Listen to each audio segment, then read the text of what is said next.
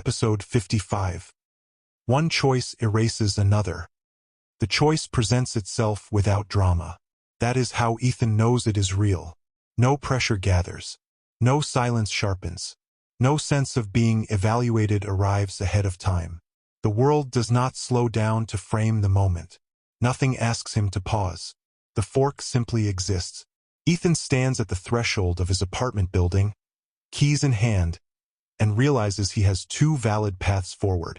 Not emotionally valid, structurally valid. He can leave the city, or he can stay. Both outcomes are coherent. Both are permitted. Both maintain balance. This is not temptation. This is authorization. Ethan closes the door behind him and walks down the steps, feeling the weightlessness that now accompanies decision-making. Since paying the cost, choices have stopped negotiating with him. They do not ask what he wants. They ask what he will collapse. The email arrived earlier that morning. A transfer offer. Quiet. Clean. A position in another city with no social entanglements, no shared history, no residual vectors pulling toward unresolved futures. The kind of move time prefers. He did not feel relief when he read it. He felt finality. The alternative is not absence. It is density.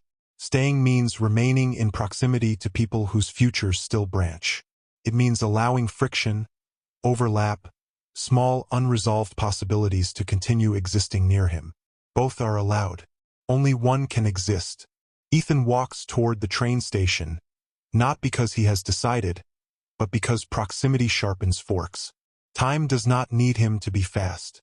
It needs him to be definitive. At 3:07, the minute passes unnoticed. That is another sign.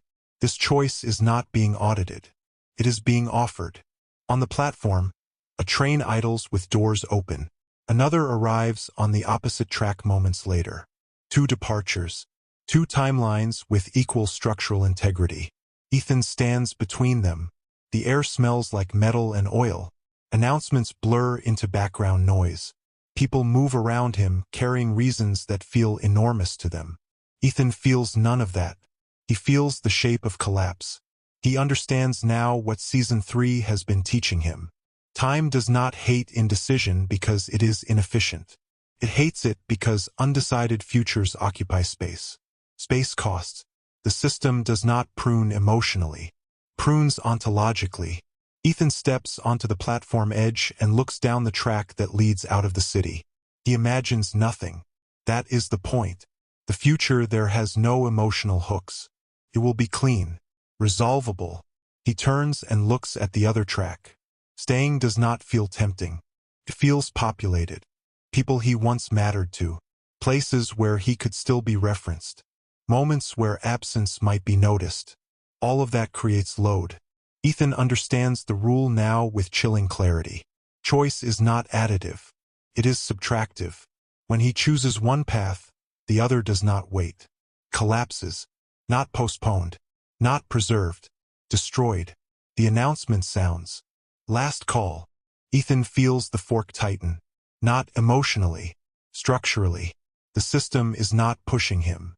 It is preparing to deallocate unused futures. He knows this is the cleanest moment he will ever get. No pressure.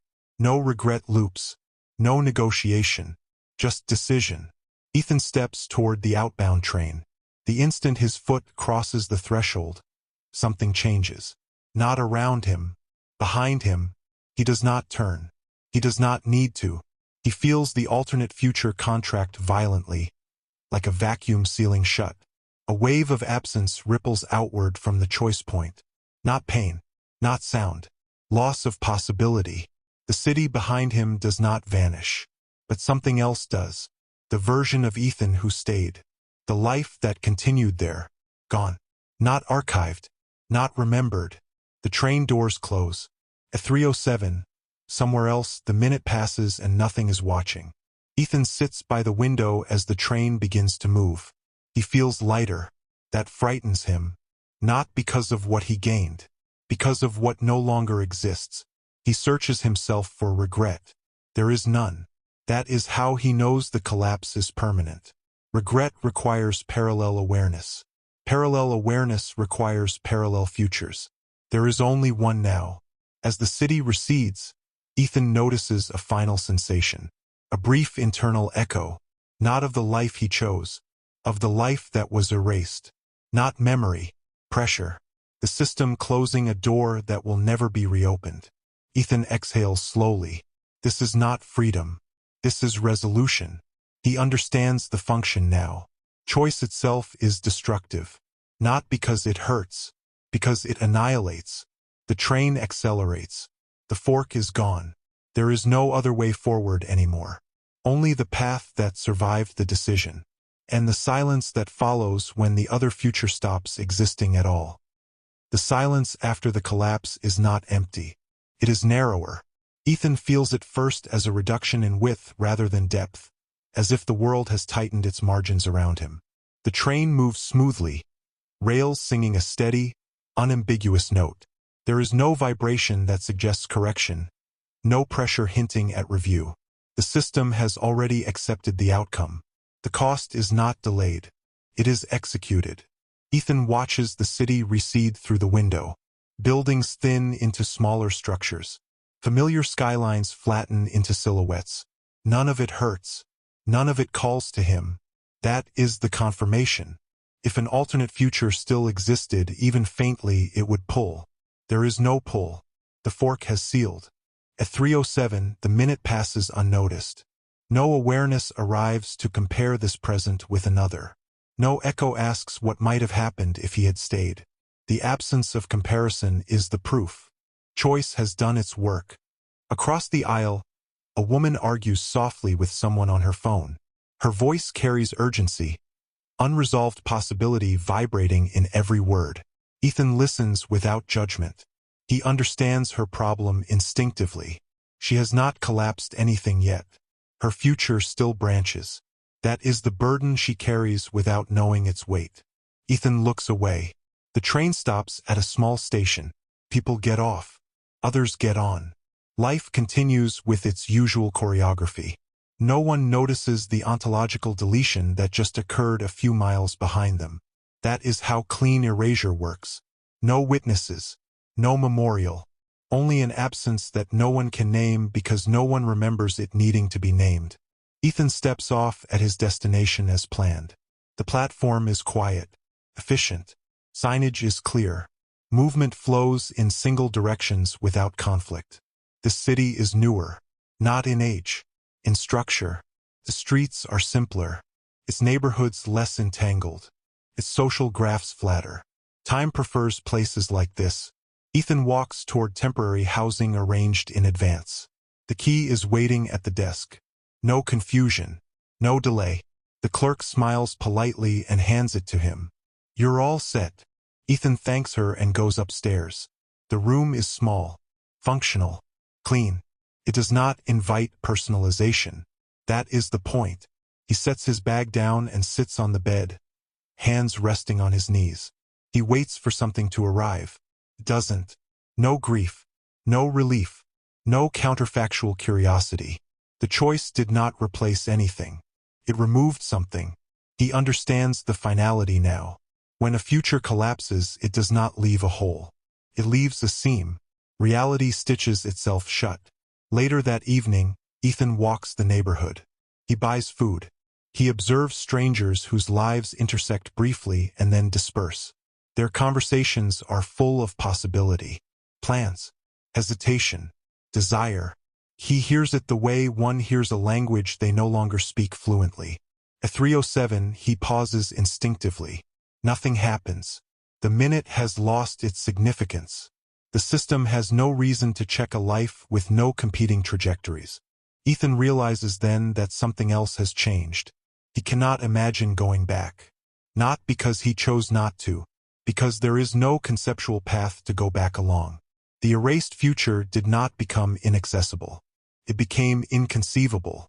That is the deeper cost. Choice has not just destroyed a future. It has destroyed the mental architecture required to reference it. Ethan returns to his room and lies on the bed fully clothed, staring at the ceiling. He remembers deciding. He does not remember hesitating. That memory is gone, not erased, overwritten by resolution. This is how time enforces finality, not by preventing reversal, by removing the psychological conditions that would desire it. Days pass. The new job begins without ceremony. Responsibilities are clear, expectations finite. Ethan performs well without effort. He does not over-deliver. He does not undercommit. He operates inside a single lane. Colleagues notice his decisiveness. "You don't seem torn about things," one of them remarks casually. Ethan considers the statement. "That's because I'm not," he replies. "It is not arrogance. It is topology." At lunch, he sits alone and watches the city move. He does not scan faces for recognition. Recognition requires alternate histories. Those have been collapsed. At 3:07, a siren sounds somewhere far away. Ethan does not react. He realizes something subtle then. Fear has changed. Not reduced, redefined. He is no longer afraid of making the wrong choice. He is afraid of making any choice that requires erasure. The knowledge sits quietly in him. Choice is power. Power is destruction. That is the law now. One evening, as he walks home, he sees a familiar cafe chain. For a fraction of a second, something stirs. Not memory, structure. A faint recognition of a life pattern that once included that place. The sensation fades instantly. The system has buffered it. Ethan keeps walking. This is the aftershock phase. The world testing whether the collapse will ripple. It does not. The seam holds. At home, Ethan opens his laptop and stares at a blank screen. He thinks about writing something. Not a message. Not a warning. Just a record. The impulse dissolves before action. Records imply alternate readers. Alternate readers imply alternate timelines. Those are gone. He closes the laptop. The ledger remains shut. Weeks pass. Nothing accumulates. That is the most alien sensation of all. No emotional debt. No deferred consequence. No narrative pull. Life continues as a sequence of resolved moments. Ethan understands now why Season 3 insists on this truth.